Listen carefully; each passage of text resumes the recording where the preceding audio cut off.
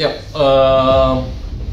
ini kita seperti yang kita masih saksikan masih menjadi polemik di depan publik. Cuma yang seperti tadi saya katakan, kita ingin supaya framing ini diperluas, tidak hanya pada persoalan penyelenggaraan pemilu, tetapi tidak hanya soal penundaan pemilu, tapi pada penyelenggara ya, dalam hal ini KPU yang sudah melakukan ketidakadilan terhadap prima.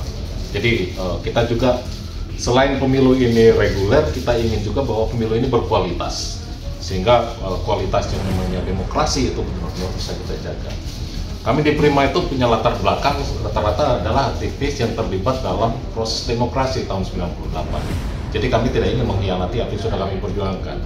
Jadi kami tahu bahwa ini ada persoalan regularitas yang harus dijaga, tetapi juga kualitasnya juga harus dijaga, bukan hanya regularitasnya saja. Karena kalau yang sekedar reguler itu hanya akan terjadi repetisi dan ya tidak akan terjadi perubahan. Hanya seperti ini saja terus kita berulang dan tidak akan terjadi kualitas yang baru. Itu sebenarnya keinginan kami.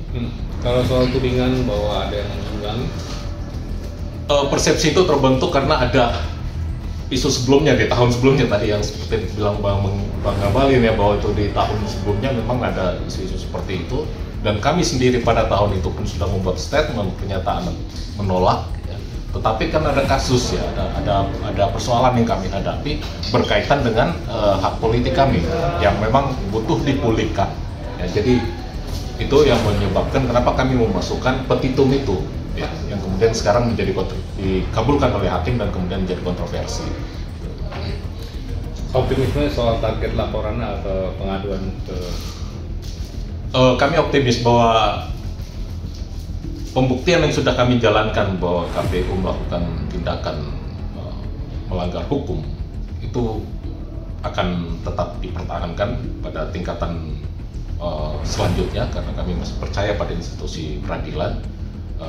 Tetapi dalam soal-soal yang lain yang sudah banyak dibahas oleh pakar tata negara dan lain-lain, itu kami bukan domain kami, tapi ya kami sebenarnya tidak ada masalah pemilu mau seperti apa, bahwa kami juga ingin sebenarnya pemilu ini tidak di pending atau ditunda seperti itu, tapi kami hanya ingin hak politik kami dipulihkan. kemudian ikut di pemilu 2024.